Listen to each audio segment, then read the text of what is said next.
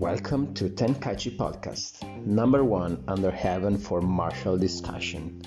And now get ready for the new episode. Welcome back to Tenkaichi Podcast. This is the Patreon version. So I'm glad you're listening to this one here.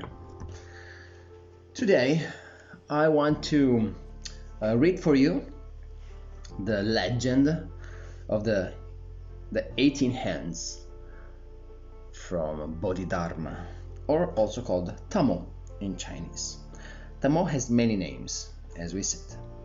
The one name we don't know is the name his parents gave him when he was born in India, more than 1500 years ago. In China, though, he's called Tamo. In India, Bodhidharma. In Japan, Taishi Daruma. He introduced Chan in China. Chan is Zen in Japanese. And he developed the exercise that later became Chuan Fa, the palm of Buddha, the fist of Buddha, the ancestor of many of today's Asian martial arts styles. Tamo, the one they call the White Buddha, once walked all the way from India to China to visit the Chinese emperor and the Buddhist temples there. With him, he brought a new way of living called Zen.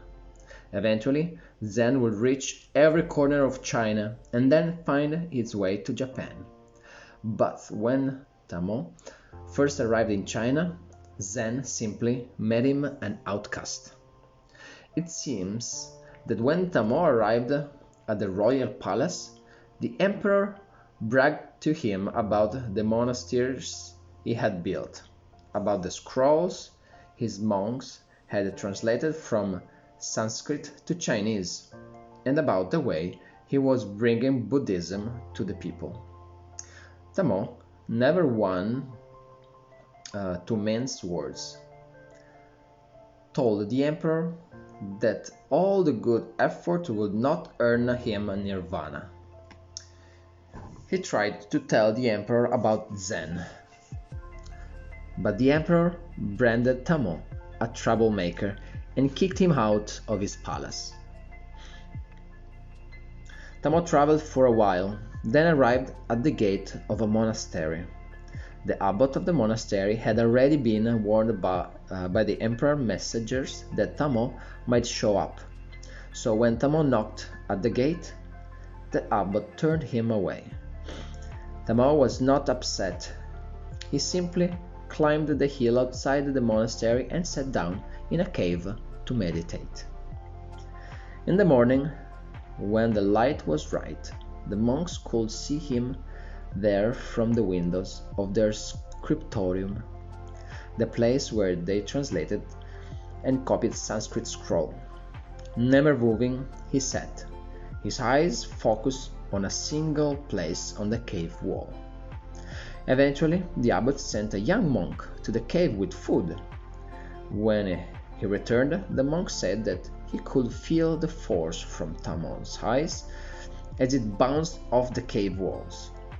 In fact, the monks reported, if you looked carefully, you could see where Tamo's gaze had worn small holes into the cave wall. The young monk's words spread like a fire through the monastery. The next day, the abbot sent an older monk with the food instead. When he returned, the monks asked him if what the young monk said was true. He only replied that he would not engage in idle gossip. Tamo remained in the cave for a long time. Every day the monks saw him in the same place. So did the rumors. Finally, the abbot decided that Tamo should come down and talk to the monks. Maybe the abbot respected Tamo's ability. Maybe he just wanted his gossiping monks to see that this man was merely a human, like they were. Whatever his reasons, the abbot brought Tamon into the compound, and from that day nothing was ever the same. Tamon showed the monks how to meditate, how to sit quietly on the floor, hands in their laps, eyes fixed on a single point. He taught them how to watch their breath going in and out, how to clear their mind and take in the energy from the world around them. The monks tried. They tried very hard. A few could meditate from the time the sun first appeared over the horizon to the time it was straight overhead. Most drifted off to sleep after 100 or 200 breaths. For all of them, sitting for hours was painful and very frustrating. One day the abbot and Tamon were walking together through the monastery grounds, talking about the trouble the monks were having with their meditation. They walked through the scriptorium, where dozens of monks sat bent over desks, translating and copying. A few napped at their desks. One monk put a hand to his neck and grimaced, rubbing it and moving it back and forth. His neck seemed to have a permanent bend in it. "Are all your monks in such poor shape?" Tamon asked the abbot. "Well," said the abbot, "mostly they just sit and translate. It's hard on the body, but it is a worthwhile way to spend one's life." "Yes, no doubt, Tamon replied. "But if I could find a way for your monks to meditate better and do their works better, would you be interested?" "Oh, certainly," said the abbot. "What do you have in mind?" "I'll let you know when I have all the detail worked out," Tamon replied. The next day, out of scriptorium windows, the monks saw Tamon on the hill again. This time, however, he was moving around outside the mouth of his cave. The movements were strange, like dance, but not like dance. "He looks like a snake," said one of the monks. "Perhaps he has been possessed by the spirit of a snake," said another. "That's silly," said a third, a tall monk who was able to see over the top of the other. "I can see it better than you can. It's just dance, a snake dance maybe." "It doesn't look like a dance to me," said the first. "It doesn't have the rhythm of a dance." "Sure it does," said the tall monk.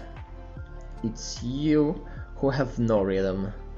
The only thing the monk could agree on was that Tamon's movements seemed full. The only thing that monks could agree on was that Tamon's movements seemed full of life.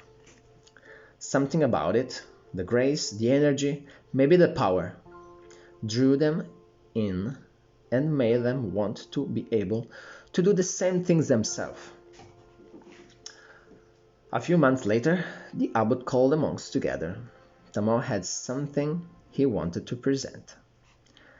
"It's called the 18 Hands of the Lohan," he said. "Another name is those who subdue or obtain victory over foes. I learned something like it in my youth. My father wanted me to be a soldier, and so I trained in the weaponless combat arts in India." "Wait," said the abbot, "you didn't say anything about training my monks to be soldiers?" "I have no intention to make them into soldiers," Tamon replied. "It would be a shame to waste such fine translators and scholars on war, just as it would be a waste of good soldiers to put them behind a desk. He smiled at the monks, who smiled wearily back at him. The enemy in this case is weakness and sickness. A weak and sick translator cannot do his job. A weak and sick monk cannot stay awake and to meditate. To fight weakness, we must grow the chi within you. Let me show you. Tamo stepped out an open space in the midst of the group. His face grew quiet. Slowly he began to move. His legs became snakes. Then his fingers made a bird beak. His hands struck the air fast and hard like the paw of a leopard, then whipped through the air like the wings of a dragon. Right there, in the courtyard of the monastery, Tamo was transformed into animal energy. Do you ever see the animal fall asleep during their works? Tamo asked. Have you ever seen a snake coiled to strike its prey and then suddenly drift into a nap? The monk chuckled. It is because the animals know how to gather, store, and use chi, the energy of the universe. Once you learn the same thing, you too will move with the power of the tiger. You will be able to remain alert while standing motionless like a crane. Come, he said, let me show you. That was hundreds of years ago. Several years after Tamo left the monastery, he traveled all the way to Japan, teaching Zen and the 18 hands. His students taught other students, and they in turn taught other students. Soon people all over East Asia were doing the 18 hands. Today, more than 1500 years later, people all over the world still practice martial arts that can be tracked back to Tamo. Alright, this is like a novelization of the legend, the Tamo legend, Bodhidharma in India. And it's very important, as we said previously in other episode, for every martial artist can track back to Tamo. Also, philosophically, for Buddhism, Tamo is very important. That's why I wanted to share this legend with you. Also, it's really good to understand the beginning of the Shaolin martial art that wasn't focused on the fighting part. Even if he used the fighting skill he had, he understood that to fight, the energy you put in the fight, or like the training you need to develop the skill and the chi for the fight, it also make you good in shape and in health. And if you unite this type of training with the meditation, and not only the still meditation, but also I understand that when he tried to imitate the animals, he actually was channeling the animal's energy. And it's very, when he said, have you ever seen an animal fall asleep when it's hunting? That's also like when we train, we focus on something, and then we can also replicate that type of energy. So I train to be like a wolf, focus, and then when I have to do homework, I will use the same focus on the job, on the homework, or everything else. Also, the chi and the body is connected. We do not only develop chi energy when we meditate, when we do qigong. We can develop, or we use energy and develop also energy when we do gym, when we lift weights. Is the same. And also it depends how you do it. your mind. Where is your mind?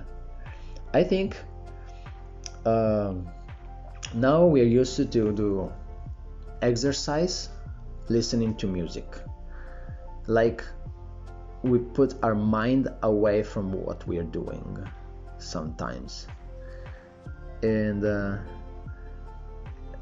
it's good in some way. I mean, if you put your music on when you do the exercise, but it just to extraneate from everything else. So the music is only background music, and your mind is focused on what you're doing. Let's say you're doing squats. Okay, you're doing squats, and you can just put the music on and say like, okay, let's do 5 minutes, and you don't think anything. It's like meditation. Your mind is away. You're doing like 100 squats. Or you put your music on and you isolate yourself. And when you do the squat, you concentrate on your muscles, concentrate on the blood flow in your muscles.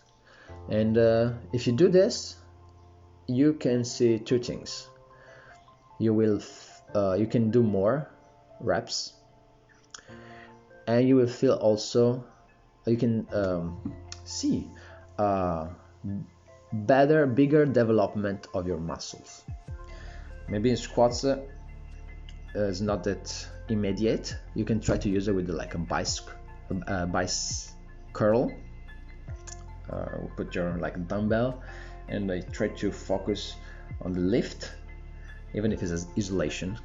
For martial art we don't do isolation, but just for a scientific try you can do it and try to focus and try to think about the muscle connecting and squeezing, and you will try to gather more energy over there. If you do this, you're using your chi. Okay, and this is a technique that some bodybuilders do it. They don't call it chi, but they do it. Power lifters and also strongmen, the strongman competition, they do something like this. So that's why I said chi is not only for martial artists, it's not only for Asia, but is everywhere, and everyone is using it, even if you call it on a different name. Chi is just a name to make it easier to understand for us.